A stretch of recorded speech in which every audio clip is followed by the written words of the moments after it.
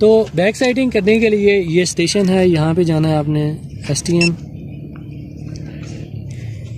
STN में जाते हैं। एसटीएन होता है स्टेशन सेटअप होता है स्टेशन। तो स्टेशन में नॉन लिखा है और नीचे लिखा है रिसेक्शन लिखा है, ठीक है।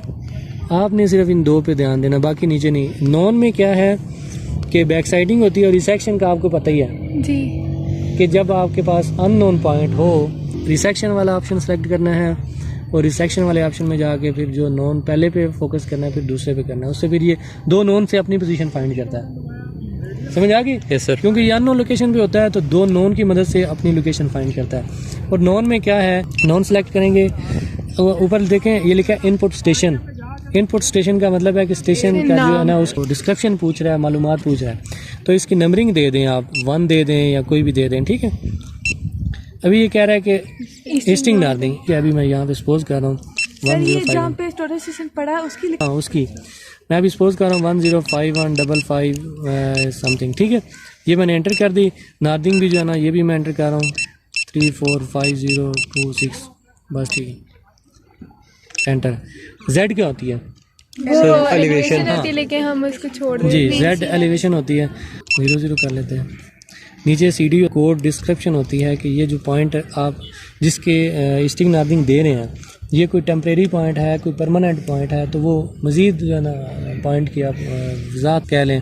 अगर आपने इधर रखा है, आपका इसमें इस पॉइंट की लोकेशन डाल दी है, आपने इंस्ट्रूमेंट बंद नहीं किया, थोड़ा सा जो है ना इसको हिला दिया है, तो आपको फिर दोबारा से ये काम करना पड़ता है। अब यही है कि जब इसकी सेंटिंग लेवलिंग आप कर लेते हैं, फिर आप इसकी बैक साइडिंग भी कर लेते हैं। यहाँ से आपका फ़ोन लगा है, हिल गया, ठीक है, या इसकी बैटरी ख़त्म हो गई है, तो वो उसकी जो है ना लोकेशन ख़राब हो गई है, अपनी पोजीशन दोबारा से फिर सेट करना पड़ता है, ठीक है।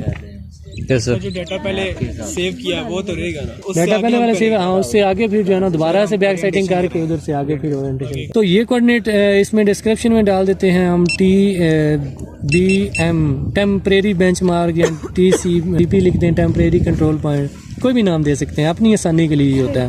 CD में नाम भी दें तो कोई मसला नहीं है।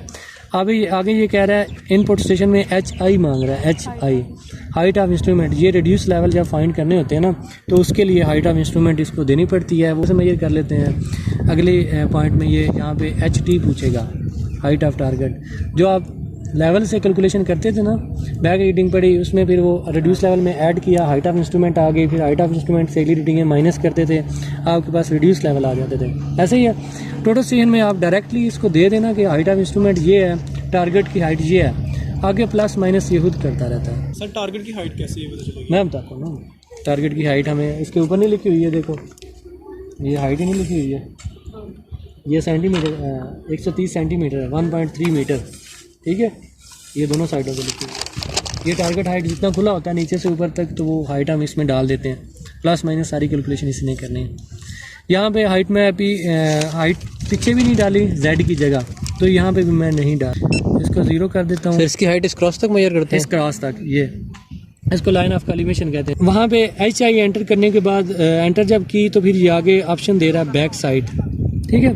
बैक साइड कह रहा है कोऑर्डिनेट्स और एंगल, कोऑर्डिनेट सेलेक्ट करना है। यहाँ पे आपने पहले इधर लिखा हुआ था इनपुट स्टेशन, अब इधर लिखा है इनपुट बैक साइड पॉइंट, ठीक है।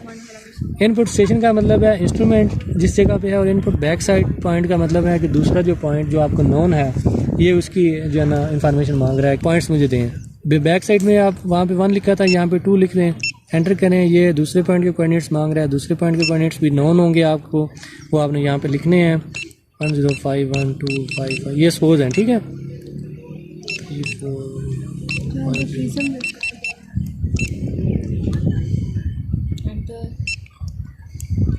एंटर, ठीक है।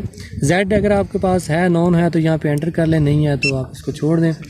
CD अब ये देखें, ये लिखा है HT, बैक साइड पॉइंट में HT पूछेगा, क्योंकि उसको पता है कि प्रिज्म पे मैंने फोकस करना है, तो प्रिज्म इसीलिए उसने इस ऑप्शन में HT मांगी है।